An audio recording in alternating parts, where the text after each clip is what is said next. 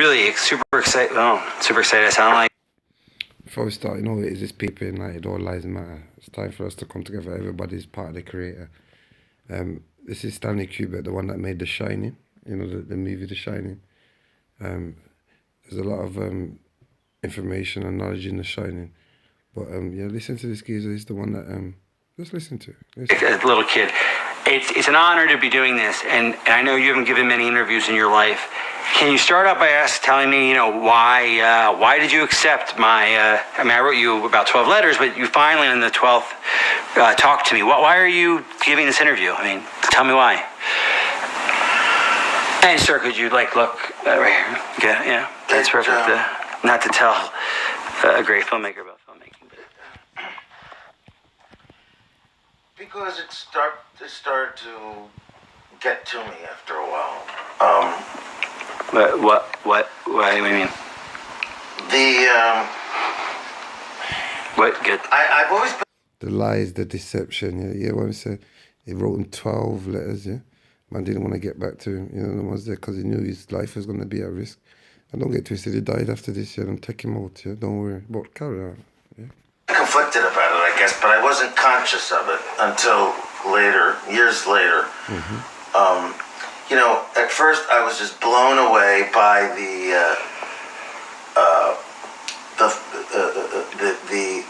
chance, the opportunity, the challenge of making this film, and I went into it like it was a regular film, like another production of mine, not thinking too much about the long-term effects, what it would mean to society if it was ever discovered. Mm-hmm. What are you talking about? I don't even know what you're talking about. You're referring to something. The fake moon landing. The rumor about the fake moon landing. You're saying is not a rumor, or not is not an urban legend. You're saying it's true. Yes, I'm sorry. I thought you knew that. No, I didn't. I've heard it, like anyone else has heard it, but you. Okay. Yeah, it was fake. Wait, okay. And I have written down, and I thought you agreed to talk about Barry Lyndon. You agreed to talk about The Killing, Clockwork Orange. We're going to cover all these films, and I hope we still can. But what you're telling me is this?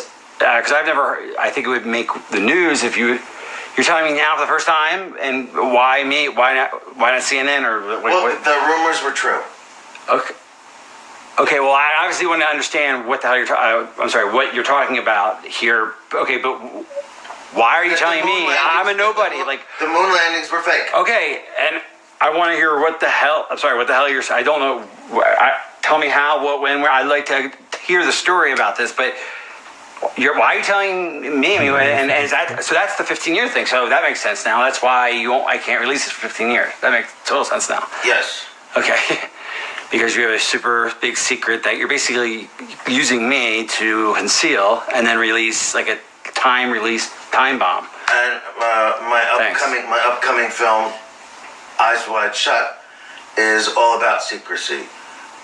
It takes place in the sexual underground, but it's really about secrecy. Okay, well, before we even talk about the meta of secrecy, what the F's are wait. Start from the beginning here. Can you start from the beginning? Secrecy. Okay, but let's take it back to the beginning. We didn't land on the moon, you're saying, and you filmed. No, we didn't land on the moon. Okay, so I was born in 71. Nobody landed. I was born in 71. I didn't see that stuff anyway. So just how about you walk me through it? If you have, just indulge me here. We'll just do it quickly, or as quickly as we can. How did something like this start? Do you apply to an ad to film the moon landings? No, I was contacted by NASA. Okay, when, where, why? What happened? Before I started making 2001, so in the mid-'60s sometime. After Kennedy said his thing, you're saying? Well, considerably after then, yeah. And they had seen Dr. Strangelove, and I had originally requested use of the B-52 to film part of Dr. Strangelove, and they refused. But they were very impressed by the final. Great film. It's one of my personal favorites. Yes, Yeah. they were very impressed by the look of it. They wouldn't let you use a B-52 that you asked for, right? You asked No, to they do would it. not. Why not? I mean, well then, so you had on Rocky. Was it Rocky? It's just force of habit. I think they're just very secretive. Okay, and Keeping in with the theme of. but yeah, even though they denied you there, you're saying, well, what, so when you're doing 2001, obviously that's the space movie. So you're saying when you're doing the space movie, they contacted you then? I mean, obviously there's a relationship between that. Yes, that's right. Okay, so what happened? And they were planning this fake moon landing. They wanted But it why did they have to fake it? Why? because it is impossible to get to the moon. If you ask any scientist. Yeah, I'm saying, people. If you ask any scientists about this here, but before I cut him off, but the man knows that it is impossible. If you leave, if you get to the moon, you know what I'm saying? Impossible. We couldn't do it. Okay. There's the Van Allen belt, which is it's impossible to get past. Okay. If you think of our space program and how many trips hit NASA. Okay, when, where, why? I mean, what happened? Before I started making 2001, so in the mid '60s sometime. After Kennedy said his thing, you're saying? Well, considerably after then, yeah, and they had seen Dr. Strangelove, and I had originally requested use of the B-52 to film part of Dr. Strange. It's because it is impossible to get to the moon. If you ask any scientist, we couldn't do it. Okay. There's the Van Allen belt, which is it's impossible to get past. Okay. If you think of our space program and how many trips we have made since the alleged moon landing, Right. they stopped in 1972. What sense does that even make? That if we went there, 3 or 4 times between 69 and 72, and haven't gone since, nor has anyone else, not even the Russians. It's a little bit of a stretch of the imagination to think that we did. Why would we not go? Or Because no it's other country. impossible. Because it's impossible to go. The furthest anyone has ever been off this planet is about 400 miles. Wow. The moon is several hundred. It's a thousand, quarter million. Yes, miles away. It's just not possible. It wasn't possible in 1969, and it's not possible now. Oh, okay. So tell me a story. This is where you're going to tell the story of Nixon and his men coming to you and saying, Stanley, we tried our best, but Gus just died on the plane. We can't get those boys up there safely. You got to help us. You said no, and they kept pleading about that. Patriotism, Russia, the boys. We'll get there in a couple years, funding, the shtick. And I decided, okay. And then you got the gift from God, a carte blanche filmmaking. So just tell that story now and try to give it details, right. little ones as they come up. Okay. Boom. Now, so tell me, so you're saying it's impossible. Could you give me a list of reasons why it's impossible? Cut. I'm going to do a voiceover there, okay? Okay, So I just already did, didn't I? yeah, but I'm going to give you something, and you're going to be like, boom, and boom, and boom, and you're going to sound like you're an expert. So it's going to be cool. Okay, all right.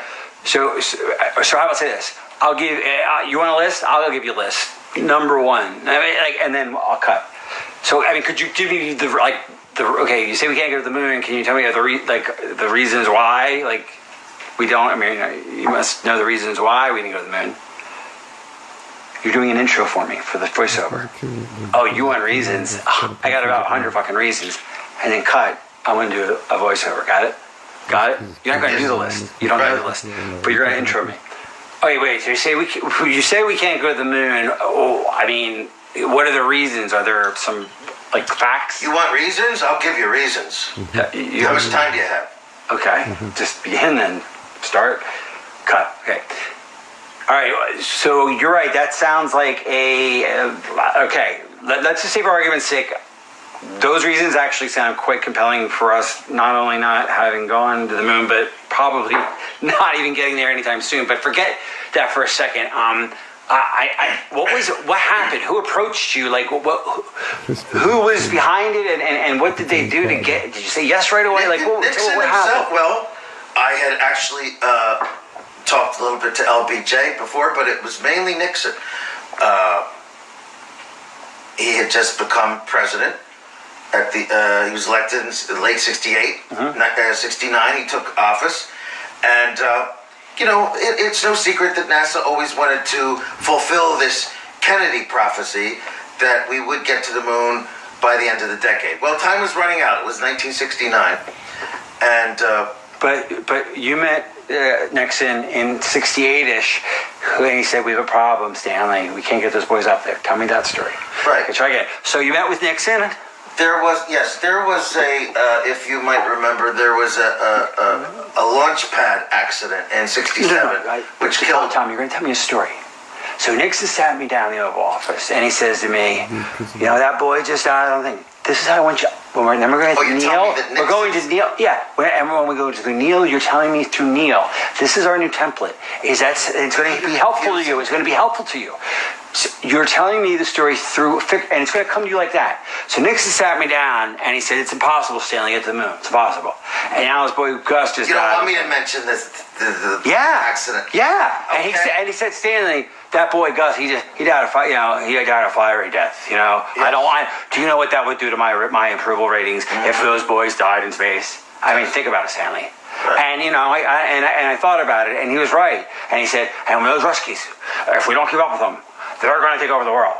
And I'm no communist. And I know you're no communist, Stanley." I mean, it's just child's play. Right. Just do it, okay? But bring us there. Yeah, all right. And then, and it's like, I couldn't say no. And so I said, yeah. And he said, "You can make any damn film you want. I don't care what it is. I don't care if it's about, L's fucking girls in Peru. Like, it's like, you can do whatever you want.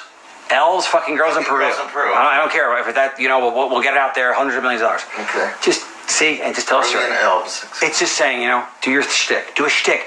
Get in the fact that you're writing this time, and not everything's got to be drab. It can be funny in a very subtle way. So you meet with Nixon, and what happened? Yeah, I met with Nixon. And let me start you off. Pat was the first person I saw. I think she was high. No, Betty Ford. That was Betty Ford. Sorry, Betty Ford. Pat too. Oh, Pat, you're Pat, right? So she was drunk off, and then I went and saw Nixon. He just played golf. Like, start with details. It's so easy. Pat was okay. So you met Nixon. You went to the White House. I met Pat actually first. I think she was on painkillers or something. She never said much, so it was nothing worth repeating. But when I met with Nixon, boy, that was an experience. They just shuttled you in privately because obviously they couldn't have you. No one could know you were meeting with him. Yeah, he had his shoes off, which and he could smell his feet, so it's just really kind of amazing. It was not anything I could have predicted. So it was a casual encounter. Okay, it was in the Oval Office? Yeah, in the Oval Office, yes. And? But it's funny, it's an Oval Office because the walls seem to be closing in anyway. But anyway, there we were.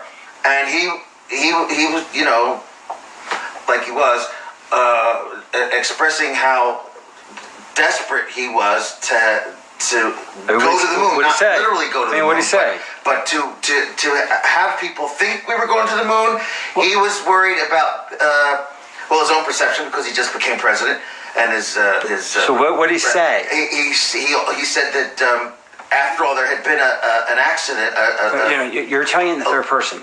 You don't have to imitate him, but you go, "You're doing good. You're doing." I know. No, listen. I know that you're doing good. You say, "You have to." This is how you tell the story. Okay. And he said, and so I walked in and he said, "Sorry to take off the shoes. I was just playing golf." Okay, you have to do the voice. I'm doing the voice. You don't have to do the voice if you don't want. He said, "I was just playing golf," and he sat me down and he says to me, and that's the story template. Is that it's always what he said. And then I said to him, "You know what? It's going to be really hard to fool that." But then he said, and that's the thing. That's how we're going to do it the whole night. Neil said, and then I said to Neil, "Well, don't worry." Neil's there too? No, this is later. I'll give you a template. It's always that's the storytelling method. Okay. So we're not saying third person. He said. So Nixon says to me, and I remember, he just stared in his scotch as he said this. He said, "Fact, fact, fact. Whatever it is, that's the perfect way to deliver this. Got it? Mm-hmm. It's okay." So you in the Oval Office, and what happened? And you're doing good. Yeah, okay, so Nixon sat me down. First, he complimented me on 2001, which was nice to hear. And he said, speaking of space, going to the moon, he told me about the plan.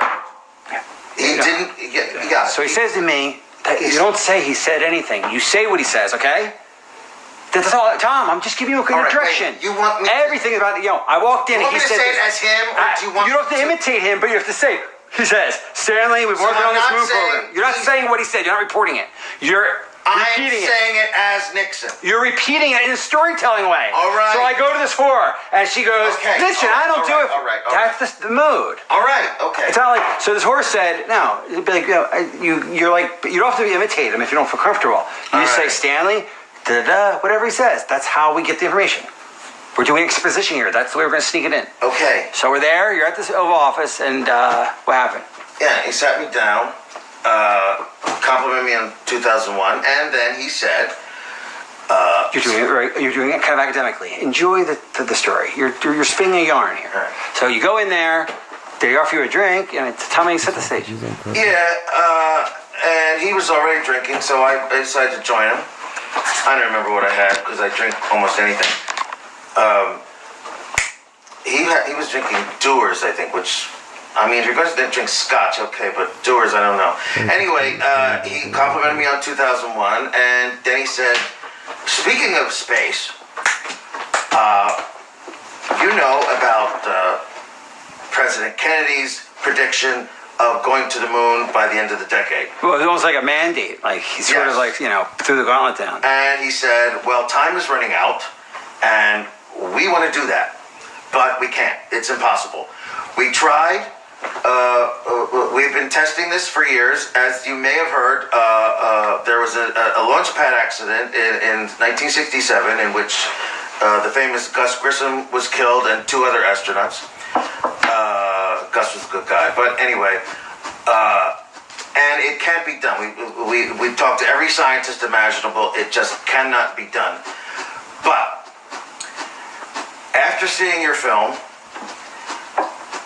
I am convinced, and the gentlemen at NASA are also convinced, that you can help us make people believe that we have been to the moon and back.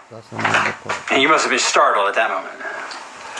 Okay. Actually, a little bit, but I also knew where this was going, and I thought, what a trip.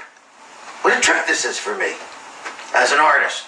Okay, you were still young and wide-eyed. I couldn't help it. Okay. It's part of being, it's like it's the DNA or something of an artist. Like your adrenaline got going. Yes. Your juice is flowing. Okay. Yeah. Go on. And I was excited. Right, he didn't even have to finish, but he did. And explained to me that he wanted me to film a fake landing with fake astronauts. Well, not real astronauts, but faking the exploration of space. Because they just knew they couldn't get there. Because there was just no way we could get there. And the political, I mean, they'd spent all that money, I guess. And yes. There was a political brinksmanship going on. Of course, Nixon wanted to make a big splash. It was early in his presidency. Yeah, that would have made him look really like a failure. He wanted to. He wanted his approval points up, and he thought nothing could do it better than this, to fulfill this dream that America has had as a country since the Kennedy years. Okay, so you're saying the motivation was PR. PR, absolutely, plain and simple, PR. All right, and the geopolitical chess match between Russia that was going on, it would have weakened their position, so to speak. Yes. And I guess that money. That was a great background for the story. Yes. There's also, it must have been about because there was about still money. a red fear, a communist fear among the people. Right. Sure, that was right. You're coming to yeah. Sure. I mean, missile crisis and all that. Okay, but it's also really about like anything else about money. I mean, they'd spent. Well, the equivalent of $1 billion, almost $1 trillion of our dollars now on this program. Yes, in addition to being impossible and unsafe, it was also terribly expensive. But no, what I'm that's saying is the- that it was so expensive that to fail would not, quote unquote, not be an option. In other words, at a certain point, you spend so much taxpayer money. My question I'm asking is Nixon motivated, whoever these men that decided this to perpetrate this fraud, was it the money? In other words, if you can't go to or maybe you can, I don't know. Can you go to the American people after spending $1 trillion and say, we got nothing to show for it? No, So obviously. but I'm saying is how much of that was the motivation? Of course, that was a huge part of it. A huge part of it. It's the part, really. So many people, and the funding would have dried up. You have to go with that because that's going to be the whole Neil thing. That's why Neil goes along with it, because Neil doesn't want the program to die. Right. Okay. So it's the money. It's the Yes. right. It's the PR politics. It's Russia, and it's the money. Okay. Yes. So it's balls and so it's already. So what Nixon say at the very end? He looked me in the eye. Looked me in the eye. Give me the clothes. Okay. So. And give me some color, like some things happening. So, he sat down and he sighed, looked into the fireplace. Give me some details. All right. So he said all that, and then what? I think this was hard for him to get out. This next part. But he said the NASA's funds are just drying up. No, they can't fund something that doesn't work. Yes. If we don't fake it, if we tell them the truth, the money goes away, and we think we're this close. Yes. So we have to lie. It's a good lie. It's a lie for a good reason. We're this close. Yes. But they never got closer. So it was even in earnest, maybe, perhaps. Got it? And it makes sense. It's like we can't keep the kid on chemotherapy if it's not working, so we're going to say it's working because we want to keep the kid on chemo. Like we're going to lie to save his life. Got it? Yes. This is a motive. Got it? And that's a motive that's actually you can sympathize with that. Got that? Like oh wow, all those jobs that you want to do. That's the hook. Got it? Okay. So Nixon says to you. So he goes in for the big close and he says you got to do it. And he guilts you about merit patriotism? Has to save NASA. Okay. It was in deep trouble. And this was... Why was it in deep trouble? Just spent so damn much money. Billions and billions of dollars. This would save them. This great PR would save them. It's the reverse. It would destroy them if the truth came out. They weren't a damaged agency. They were the hottest agency in the world, Tom. If the truth came out, no. I said, if the truth comes out, NASA is destroyed overnight. The program's destroyed overnight. All right. They weren't a hurting agency. They were the hottest thing in the news. They were the darlings of everyone. But then they realized they couldn't go. Tell the truth and become the stepchild, the redheaded stepchild, and lose the money, or lie, and then we'll get there in 73. So keep it going. That was the kicking can down the road rationalization they made. All right. It's simple though. Okay, ready? So Nixon. If you keep making it up. I'm not making it up. It's the plausible reason. All right, Tim. It's not even up. I'm not making it up. Why would you lie about this, Tom? Why? To keep the funding, to keep the program going so you can get there. But it never happened because it was insurmountable. All right. That's it. Okay. So I'm not making anything up. Okay. PR with the Russians. We don't kill those boys. It's unsafe. And the money. We couldn't... So he says, this is what? Give me some details. Give me some details. He sat down. We couldn't just tell people the truth. Let's start with them. The big finish. So Nixon sat down. Give me some color. Tell us a story. Go back to the beginning? No. All right.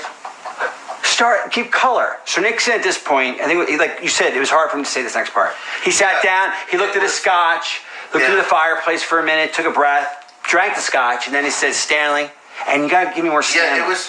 Gotta give me more Stanley. No, take a pause and begin the scene. Okay? All right. Yes, and now drink your drink while you drink your drink while you tell the story. All right. Come on, you're reminiscing. Yeah. Okay. So with Nixon, and what happens? So Nixon says, it was hard for him to say this next part. He was looking into his drink kind of like I am now, and finally he said that we can't tell people the truth, that we can't get to the moon. It would be disastrous for NASA. funding would dry up. People wouldn't have faith in them anymore. It would be like faith, it would be over, failure. right? It would be over. Yes, it would be absolutely over. So if we fake this moon landing, it would do nothing but increase the reputation, and we could go again and again if we had to. Well, I mean, just to go the first time, I mean, so they wanted to keep the funding going. Why? Because. Well, obviously, what do you mean? Why they wanted to lie about the moon landing to keep the funding going? Why? Just to keep NASA viable. Why though? Why? Why not? Because people believe in NASA. No, because they thought that the moon landing was just a few more years. That if they would get there, they just kept the funding going. They could get there. They could figure the problems out, but they never did. So that's the point. It's not arbitrary. We want to keep NASA alive because it's the dream, and we knew You're saying NASA believed they still could. At the time, and then finally it hit them. Probably by 75, we're fucking never getting there. All right, okay. That's the sympathetic reason why they did this. And you're like, wow, that makes sense, but it's still wrong. Get it? Okay, yeah. So that's a big thing. I said this to you prior. Let's try again. Ready? So Nixon says what?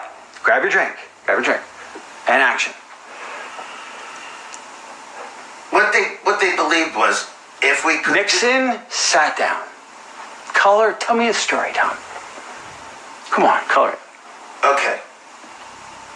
Am I going back? From the ending. Nixon sat down, looked at his drink, looked in the fire, and said, "Stanley, wrap it up." All right. So Nixon, this next part was hard for him to say. Push me. He looked at his drink kind of like this and said, "We have to fake this. We have to fake this moon landing, just to keep interest in NASA, and in the next few years, we might actually be able to go for real."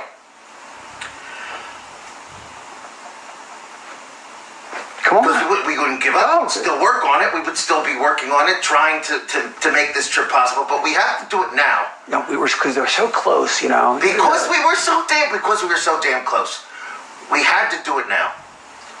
And if you didn't lie, it would dry up. We were on the brink of something. Yes, and if we didn't fake this, if we didn't lie about it, eventually people would lose interest, and the funding would dry up for NASA. It would just cease to exist. And the dream. And the dream would be dead. It would be gone. The greatest thing in the world for this country would be to go to the moon, and that being gone, it would be just devastating for the national mood. So about money. And I'm just giving you lines. So it was about the money. It was about the morale.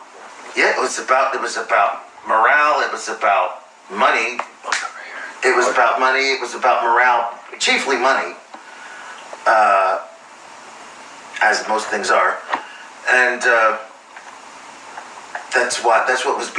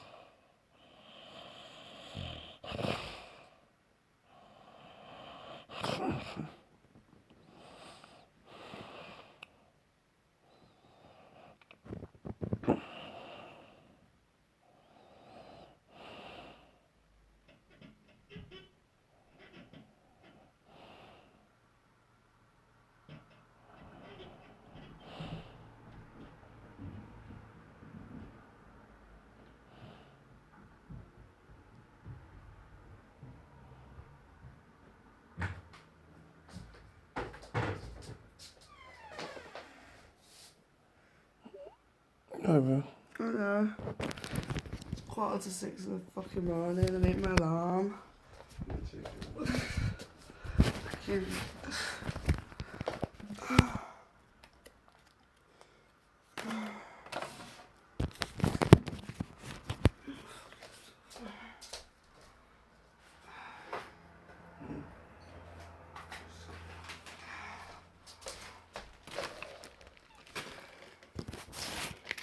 I told Grace to sleep in my bed with me anyway, wasn't it? Så I was the first thing.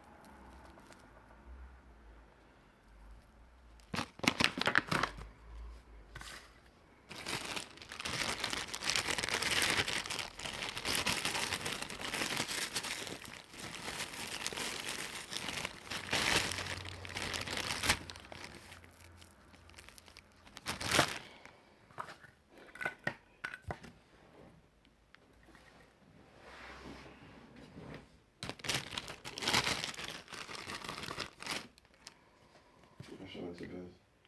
What? Rush on into bed. This is common sense, really. Yeah, look at me trying to make that video. Look at me. It's alright. I'm not bothered because I woke up at this time. If you woke up after fucking 8 o'clock, I'd have gone fucking mad at you. Tell me what you set your alarm, Yeah. Oh, you'd come and wake me up then.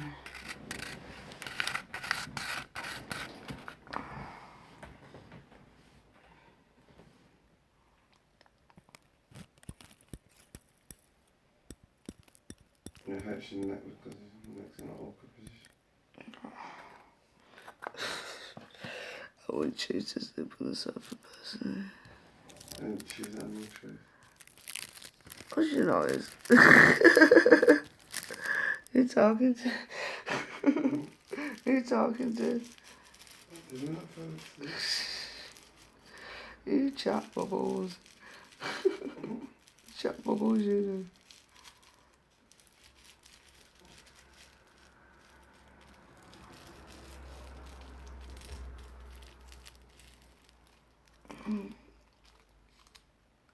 Oh, that's how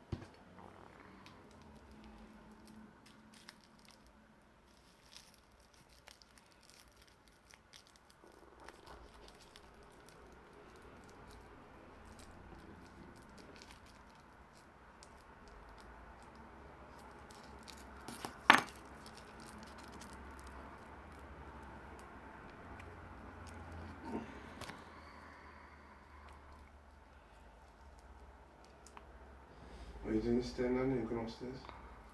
it's not Hmm? cold. You going upstairs? Yeah, I suppose the question in my room is shit. We're going back to bed. What? Going to bed. Yeah, I don't need to get up yet. I just Yeah. need to get my phone. Coffee. One morning hug.